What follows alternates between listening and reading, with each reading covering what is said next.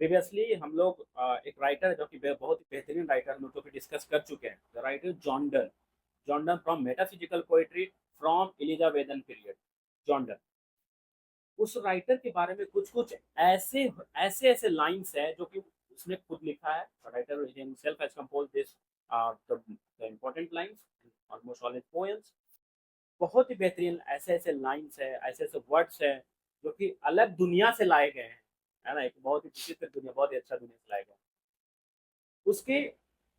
वो सारे वर्ड्स, वो सारे लाइंस अब भी अननोटेड हैं, अननोटिस्ड है। जितने भी स्कॉलर्स हैं who considers themselves the wisest scholar, वो भी उस चीज के बारे में डिस्कस नहीं किए हैं। मे बी उस जगह पर कोई पहुंच नहीं पा रहा, है ना। पोइट्री एक ऐसा चीज होता है, रिमेंबर द लाइन ना, poetry the spontaneous overflow of powerful feeling, है ना। जॉन्डन का एक बहुत ही बेहतरीन पोयम जो कि द सन राइजिंग, उसमें एक लाइन है जिसमें बात किया है इंडिया का दो पार्ट के बारे में, दो इंडिया के बारे में। पहला जो कि माइंड से रिलेटेड है, दूसरा जो कि स्पाइसेस से रिलेटेड है, मसाले से रिलेटेड, खनिज से रिलेटेड, है ना। तो वो सब जो इंपॉर्टेंट चीज है जो कि आसानी से कोई भी आदमी देख नहीं पाता है, उसको उसके पास उस लाइन के पास पहुंच नहीं पाता है। This is also included, this is also the part of reader response theory in literary theory, है ना। वो सब हम लोग जब हम लोग देख रहे थे तो रीडर रिस्पॉन्स थ्योरी को हम लोग पढ़े थे। इंपॉर्टेंट चीज ये है कि जैसे कोई राइटर जन्म लिया, अपना कॉन्ट्रीब्यूशन दिया, मर गया, और उसके द्वारा जो बोला गया वर्ड था उसका एग्जैक्ट एक्सप्लेनेशन, एग्जैक्ट जो एनालिसिस है, वो राइटर से वो सेम राइटर दे पाता। लेकिन वो तो आज इस दुनिया में है नहीं, तो उसके जितने भी इंपॉर्टेंट लाइन्स, है ना, वो वर्ड्स हैं, वो आज जो है दबे रह गए हैं, जिसके बारे में, जिसके पास उसमें गहराई तक कोई पहुंच ही नहीं पा रहा है। बोलते हैं ना, लाइन बाय अलेक्जेंडर पॉप, है ना, taste that taste that drop of Pierian spring the line. तो आज हम लोग उस लाइन को देखेंगे, and sir has joined us here, so we are gonna deal with this particular one. Thy beams. Thy beams so reverent and strong, why should us thou बिल्कुल सही, जैसा इन्होंने कहा, जैसा इन्होंने फरमाया। द सन राइजिंग, इस कविता में आपने काफी दफा पढ़ा होगा इन्हें, इस कविता को। बहुत ही बढ़िया कविता है। गर्माहट भरा कविता है ये, एक्चुअली इसको कहेंगे इन माई वर्ड्स। बहुत ही भयानक तो सुनना। ये जो चीज है, कुछ लाइंस आप समझे होंगे जो प्रारंभिक अवस्था में जिक्र किया गया है। कवि जो है अपने प्रेयसी के साथ प्रसंग युक्त यौवन का आनंद ले रहा है। उसी समय सूर्य की किरणें सुबह सुबह आलिंगनबद्ध है कवि। उसी समय सूर्य की किरणें जो है, सूर्य अपनी किरणों को फोर्सिबली झांक के, छुप के, चोर की तरह कवि के प्रेयसी के गालों पर पड़ रहा है। बेवजह डिस्टरबेंस हो रहा है। अब आप जरा सोचिए क्या कहना चाहता होगा, वह स्थिति क्या होगी, आप बखूबी समझ सकते हैं। तो शुरू में आपने देखा कि इस तरह के व्याख्या कवि ने किया है। आइए बीच में से हम उठाते हैं जिसका जिक्र इन्होंने किया है, टू इंडियाज के बारे में। आगे देखेंगे कि उन्होंने क्यों जिक्र किया। तो यहां से उठाते हैं हम। Thy beams so revered and strong, why should thou think. चीढ़ कर बोलता है, भागो यहां पर से, सूरज को भागो यहां पर से। क्या समझता है जी, दुनिया में सबसे तुम्हारी किरणें ही ताकतवर है। तो क्या है कि क्या है ये समय है तुम डिस्टर्ब करने का, बेशरम आदमी, जाओ यहां पर से। ठीक है, वाई शुड दाउ थिंक, क्यों समझते हो कि तुम ताकतवर हो। आगे देखिए। I could eclipse and I could eclipse and cloud them with a wink. With a wing, sorry, wink. इतना दिमाग तो सूरज को बोले, इतना तो तुम्हारे पास भी दिमाग है कि जितना देर तुम आ रहे हो, अगर हम अपनी पलकों को ऐसे बंद कर लेंगे तो क्या हो जाएगा। आप समझ लो कि तुम्हारे अंदर मेरे पलकें रूपी बादल आच्छादित हो गए। यानी मेरे पलक पलक नहीं, वो बादल होंगे तुम्हारे साथ, तुम छुप जाओगे। तुम तो छुपे। But that I would not loss her site so long. लेकिन अफसोस की बात है, ऐसा मैं नहीं करूंगा। क्यों नहीं करूंगा। मैं अपने प्रेसी के खूबसूरत चेहरे को देख रहा हूं, मेरी दृष्टि लगातार उस पर है। मेरे पलकों का झुकना एक सेकंड के लिए, वह मेरी नजरों से उसका खूबसूरत चेहरा ओझल हो जाएगा। इसलिए ना, तुम ही खुश रहो। आगे देखिए, if her eyes have not blinded दाइन, और जरा देखिए इसका मतलब दूसरा, if her eyes have not blinded दाइन, और तुम आ रहे हो, झांक रहे हो, अरे जरा सा भी उसकी जो लज्जा है, मेरी प्रेसी का जो लज्जा है, उससे जरा सा भी तुमको अगर शर्म आता है तो सुनो। अंधे तुम नहीं हो गए शर्म से तो सुनो। Look and to tomorrow late, tell me, जाओ और दूर दराज अपने इलाकों में जो विचरण करते हो वहां जाओ और आके हमको कहो। क्या कहो? Whether both the India of spice and mind, be where thou left them or lie here with me. अब देखिए, जैसा कि इन्होंने जिक्र किया इंडियाज, हम तो जानते हैं भारत एक ही है भाई, जिसके हम लोग वासी हैं। दो इंडिया की बात हो रही है, जरा सोचो क्यों। अब बड़ा ही खूबसूरत लाइन है, आपके चेहरे पर मुस्कुराहट लागे मैं जो बताने जा रहा हूं। एक है मसालेदार, उन सारी चीजें जो मसाला स्पीसीज जो बोलते हैं आप, भारत में मसाले की खेती सबसे ज्यादा वर्ल्ड में होती है। कौन सा मसाला? खुशबूदार मसाला।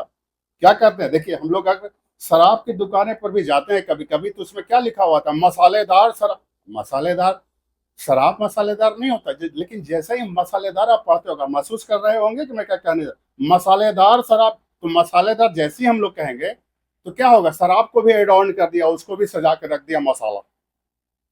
मसाला हम लोग यूज करते हैं अपने खानों में, खाने वाली चीजों में खुशबू पैदा करने के लिए। कैसे कहते हैं? कहीं से भी अगर देखो, अगर आप नॉन वेज हो तो कहीं अगर घर परिवार पड़ोसी से भी अगर खुशबू कभी चिकन का या मटन का आह क्या बात है यार, that is the beauty of spice. तो क्या है स्पाइस? क्यों? अरे वो मस्त खुशबूदार मसाले जैसी जो खुशबू है, वो अंदाज जो है मेरी प्रेसी में यहीं पर है, उतना ही खुशबू इससे आ रहा है। और देखो माइन, और दूसरा कौन सा? West Indies. एक इंडिया यहाँ, एक वेस्ट इंडीज, जहां स्वर्ण का भंडार है, जहां स्वर्ण खनिज रूप में निकाला जाता है। तो आप सोचेंगे कि यहाँ पर स्वर्ण का प्रयोग क्यों हुआ? तो सुनो भाई, मार्क दिस स्टेटमेंट, दिस सुनना जरा। क्रिएशन। तो हम जो बेड पर यहाँ पड़े हुए हैं, मेरा यौवन क्या है? फुली एक्टिव है, फुली एक्टिव। तो आप वहां गए, एक तो मसाला तुम देखते हो, सुबह सुबह मसाला के खेत खलियान सब देखते हो सुबह, एक माइंस को, स्वर्ण भंडार को भी देखते हो, तो तुम पाओगे यहाँ पर, देखो आगे क्या कहता है, बी भेड़ दाउल्य, जहां तुम उसको छोड़े थे वहां पर नहीं रहा, अब मेरे बेड पर है। कैसे? मसालों की खुशबू मेरी प्रेसी में और स्वर्ण जैसी ताकत मुझ में। मैं बिल्कुल तैयार हूं अपनी प्रेसी के साथ सेक्सुअली आनंद लेने के लिए। वो माइंस का प्रयोग यहाँ पर हुआ, समझ लो आप। Be where thou left them or lie here with me, मेरे पास पड़ा हुआ है यार। ask for those kings whom thou sawest yesterday, और जिन राजाओं को तुम देखे थे कल, देखो मैं भी एक सम्राट की तरह दिख रहा हूं, मैं भी यहाँ पर राजा हूं, मैं भी यहाँ पर एक महान राजा हूं। राजा क्यों? कि यहाँ पर सारा जो खुशी है उसका मैं अकेला वारिस हूं, राइट? अकेला वारिस हूं। And thou shall hear all here in one bed, और सारे राजा महाराजाएं मेरे रूप में आच्छादित हैं, मेरे अंदर समाहित है। मैं ही राजा, मैं ही सम्राट, मैं ही महाधिराज, मैं ही हूं। आइए सी, और अब तो अपनी बात इन्होंने कह दिया, मेरे अंदर स्वर्ण है, मैं पूरा सेक्सुअली एक्टिव हूं। आगे देखिए, अब आगे देखिए, सी इज ऑल स्टेट ऑल, जहां तक मेरे प्रेसी का बात है, सी इज ऑल स्टेट, सारा साम्राज्य, स्टेट, स्टेट राज्य, सारे राज्य की महारानियां जो राजकुमारियां हैं, कोई नहीं है, सब यहीं पर है, यही सबसे। अभी हम इससे ज्यादा खूबसूरत मेरे सामने कोई नहीं, मेरे सामने कोई नहीं है। And all princess I nothing else is, और इससे खूबसूरत राजकुमार द्वारा कह रहा, इससे बड़ी राजकुमारी कोई नहीं है। पहले इन्होंने अपनी बात कही, फिर उन्होंने अपनी प्रेसी की बात कही। अब सोच लो, पूरा संसार का कौन है एकाधिपत्य? मैं राजा और मेरी सम्राज्ञी, राइट। आइए, prince do but players compare to this. कि जो प्रिंसेस जो देख रहे हो, राजकुमारी, बहुत जगह तुम देखोगे, बहुत सारा राजकुमारी देखो, तो क्या कर रही है? Do but players.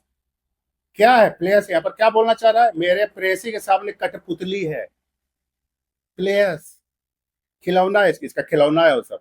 जैसे कितनी स्त्रियां आप देखे होंगे कि गुड़िया से, इस सब से स्त्री को ज्यादा प्रेम होता है, तो इस क्या है, सारे राजकुमारी इसके सामने गुड़िया है, ठीक है। Compare to this all honour is mimic. देखिए, जितना भी तमगा लगा के घूमने वाले बड़े बड़े सम्राट हैं, मेरे सामने मिमिक। मिमिक का मतलब क्या होता है? जब हम लोग किसी की आवाज का नकल करते हैं तो क्या उसको बोलते हैं? मिमिक्री बोलते हैं, यानी नकल करना। तो जितने भी वहां पर ऑनर वाले जो घूम रहे हैं ना, मेरे नकल हैं सब, मैं असली हूं, मैं मिमिक। आप मिमिक के बारे में कुछ बोलना चाह रहे हैं, बोलिए। मिमिक, मिमिक्री जो वर्ड है is also the part of post colonial literature, post colonial theory, है ना। Mimic by the word introduced by Homi के भावा, जो कि हम लोग पोस्ट कॉलोनियल लिटरेचर में देखे थे, है ना। तो मिमिक किसी को कॉपी करना, इमिटेट करना, उसके स्टाइल्स को इमिटेट करना, मिमिक करना, उसको एक्सेंट को मिमिक करना। तो जितने भी ऑनर है, क्या है वो? मिमिक है, नकली है, मेरा नकल कर रहे हैं सब, मैं नहीं हूं, मैं असली। और देखिए, ऑल वेल्थ अल्केमी, और वो संसार के तमाम बहुमूल्य वस्तुएं जो है वो अल्केमी। अल्केमी किसको कहते हैं? कि किसी असली चीज का नकल उतारना। तो वो सारी चीजें क्या है? अल्केमी है, नकली है। असली वेल्थ मेरे पास, राइट।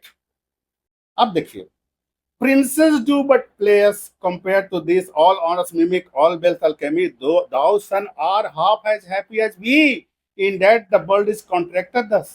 और जितना दिन का तुमको समय दिया गया है, तुम अवधि के लिए हो, तुम्हारी किरणें अवधि के लिए है, तो अब समय तुम्हारा भी जा रहा है आगे। देखिए क्या बोलते हैं, हाफ एज हैप्पी।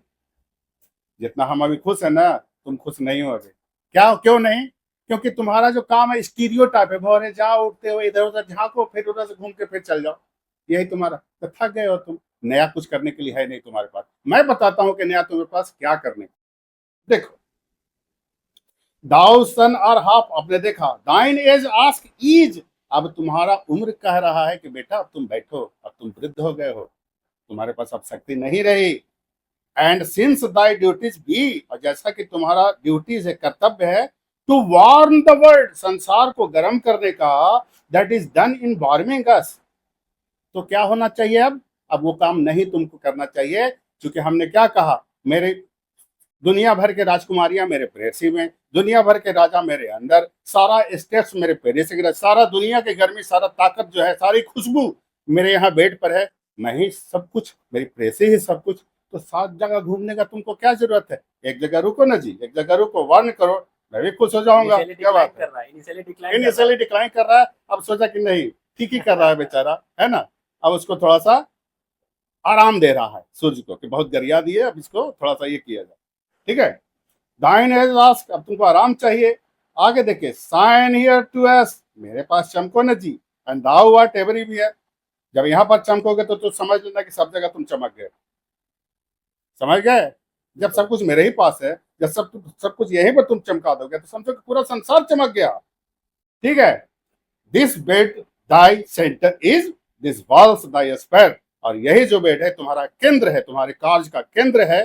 तुम थकोगे भी नहीं, चुपचाप बैठ के झांकते रहो, मजा भी आएगा, हमको भी मजा आएगा, दुनिया भी गर्म, हम भी गर्म। तो ये था कविता।